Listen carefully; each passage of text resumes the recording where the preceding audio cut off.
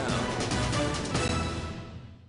Welcome into Local 3 Sports. I'm Jake Durant. And I'm Haley Schongart. Haley, tonight Menomonie had an opportunity to take the GNC crown all to themselves, but the Kingsford Flivers had other plans. That's right, Jake. Kingsford head coach Mark Navarro said earlier this week he wanted to see his team show up for a big-time game, and his squad answered.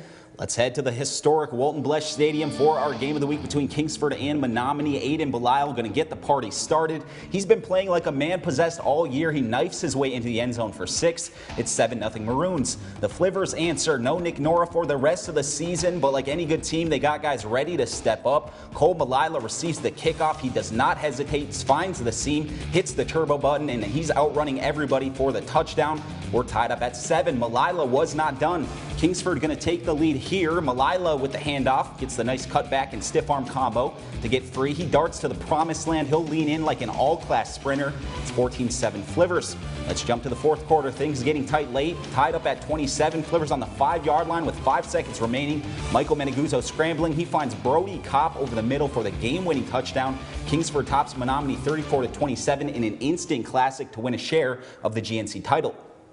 Yeah, for sure. You know, we've had some big games this year where we haven't played real well. Tonight our boys did it, man. They stepped up when they had to. They played great defensively when they had to, made big plays. When you're the opposing team and you're coming up here and you're the underdog, it just feels amazing to win. And now that we got the conference, that adds on to it. It's even better. We're very proud of our kids and of our season, but obviously this is not the way we wanted to go out. But you know, credit Kingsford, they came to play. They knew what was on the line, and you know they made a couple big plays there at the end. I'm really proud of our team. Share the conference title with Kingsford and Marquette.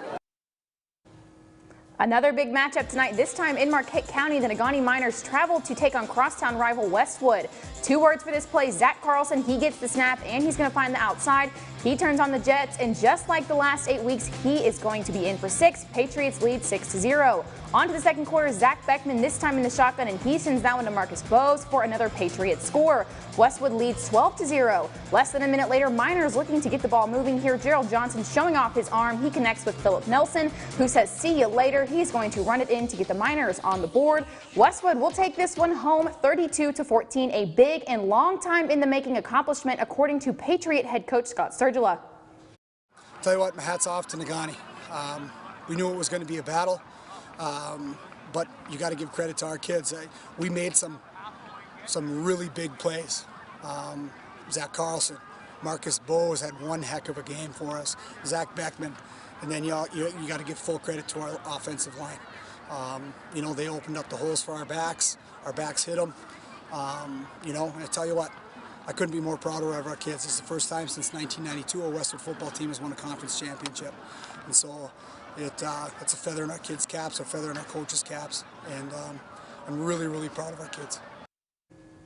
Let's head now to Dan Metlock Field in Crystal Falls. The Forest Park Trojans hosting the undefeated North Central Jets. Star quarterback Luke Gorzinski, a spectator in this one. No score in the first quarter. That is until Wyatt Rabb takes the handoff. He follows his blocks nicely, and he's into the end zone standing up.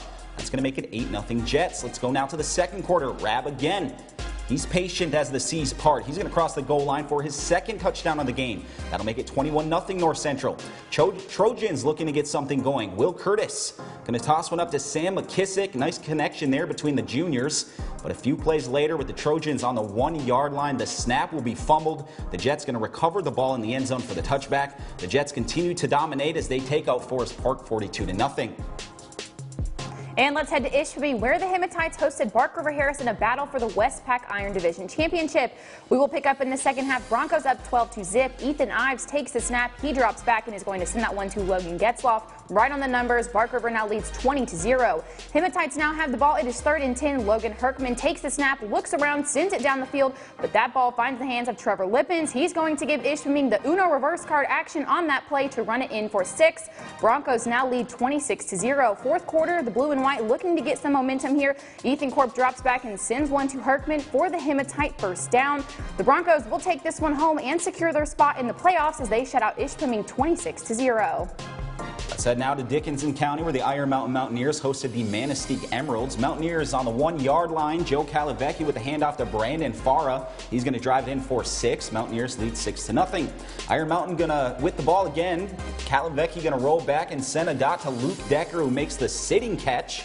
Iron Mountain up 14-zip. The Emeralds looking to move the ball down the field. Carson Hinkson, and he's going to break some ankles before he's brought down for a first down for the Emeralds. The Mountaineers going to run away with this one 40-14.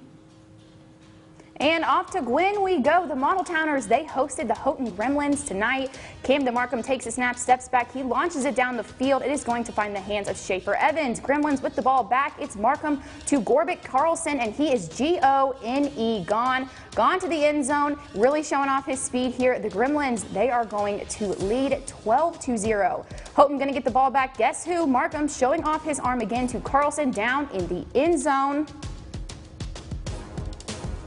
Let's go to some scores from across the games across the Upper Peninsula. Starting in 8-man, the Carninato Wolves going to top or fall to the Stevenson Eagles 55-0. And Go Gibbick will also fall, but this time to Ironwood 46-20. Lake Linden Hubble, they get a nice win over the Ontonagon Gladiators tonight 54-34. And the Munising Mustangs, they will top the Brimley Braves 52-30. North Dickinson, they fall to the Norway Knights 38-0. Superior Central Cougars almost come out on top. They fall to the Rapid River Rockets 54-50. And Rudyard, nice win over the Pigford Panthers tonight 20-14. Moving on to 11-man, Marquette, they're going to top Petoskey 17-14. And the Calumet Copper Kings top the Lance Purple Hornets 53-32. The Sault Ste. Marie Blue Devils, they edge out the Gladstone Braves 15-14.